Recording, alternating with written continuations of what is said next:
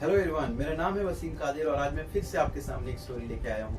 एक स्टोरी एक ऐसे इंसान की जिनका नाम है Nicholas Winton. Nicholas Winton England के एक स्टॉक ब्रोकर थे और आपको पता ही होगा कि इंग्लैंड में लगभग 1939 के बाद से वर्ल्ड वॉर 2 की शुरुआत हो चुकी थी।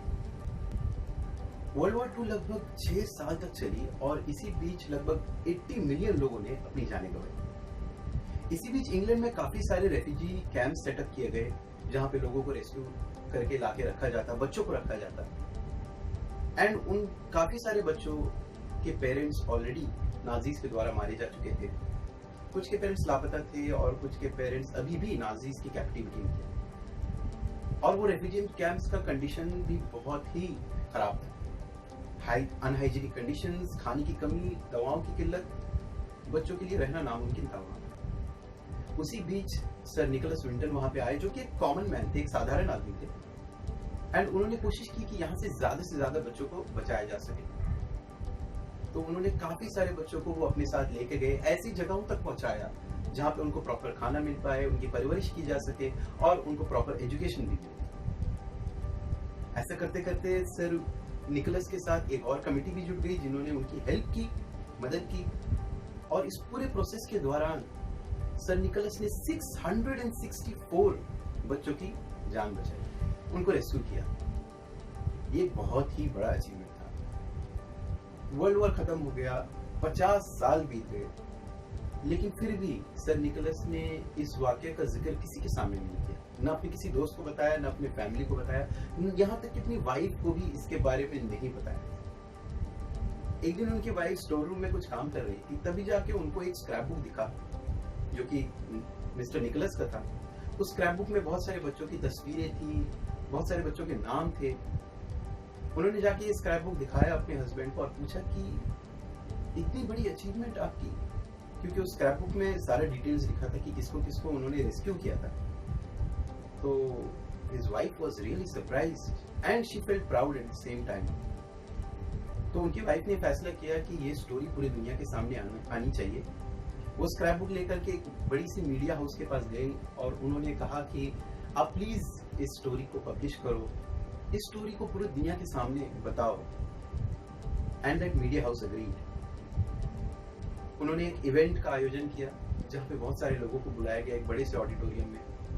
मिस्टर निकोलस को भी इनवाइट किया गया उनकी वाइफ के साथ। वहां पे जो एंकर थी वो सबको धीरे धीरे वो स्टोरी बताती गई, स्क्रैप बुक दिखाती गई।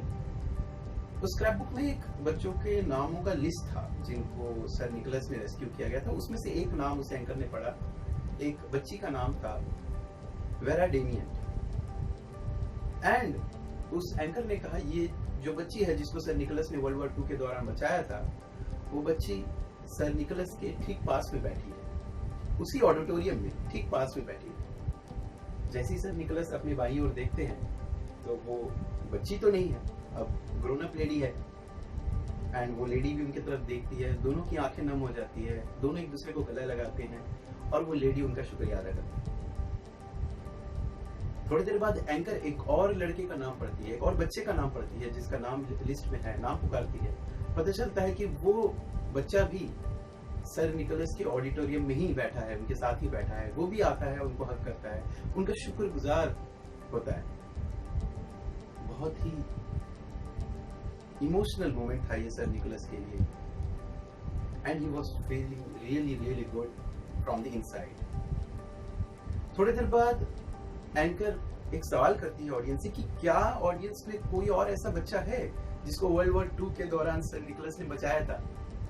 बस इतना कहना था कि ऑडिटोरियम में जितने भी लोग थे वो सारे के सारे खड़े हो जाते। मिस्टर निकोलस और उनकी वाइफ जब पीछे मुड़ के देखती हैं तो उनको नजर आता है कि वहां पे लगभग 200 लोग होंगे जो सब खड़े हैं। और उसका मतलब ये है कि वो सारे लोगों को बचपन में सर निकोलस ने रेस्क्यू किया था उस रेफ्यूजी कैंप से। If they are alive because of this single man who is sir Nicholas. बस और क्या था, ये एक बहुत ही इमोशनल मोमेंट था। सब लोग एक एक करके आते गए, सर निकोलस को गला लगाया, उनका शुक्रिया अदा किया। It was a really amazing moment for that lone man, Mr. Nicholas. बहुत बार हम अपनी लाइफ में खुद को अंडरस्टिमेट करते हैं। हम सोचते हैं कि अरे यार मुझसे अकेले क्या होगा, मैं अकेले क्या कर सकता हूँ, मेरा एफर्ट काफी नहीं है। बट सर निकोलस की अगर हम एग्जांपल ले, उन अकेले ने एक इनिशिएटिव स्टार्ट किया था एंड उन्होंने 664 बच्चों के लाइफ को इम्पैक्ट किया, उनको बचाया, उनको रेस्क्यू किया। सो बस सीख यही है कि हमें कभी भी खुद के एबिलिटीज को, खुद की काबिलियत को अंडरएस्टिमेट नहीं करना चाहिए। अगर हमारे अंदर वो लगन है, अगर हम दिल से किसी काम को करते हैं, तो डेफिनेटली हमें उसमें कामयाबी मिलेगी, भले ही हम अकेले क्यों ना। We just need to believe in ourselves. बहुत बहुत शुक्रिया, अगली बार फिर से मिलेंगे एक और स्टोरी में। Thank you so much.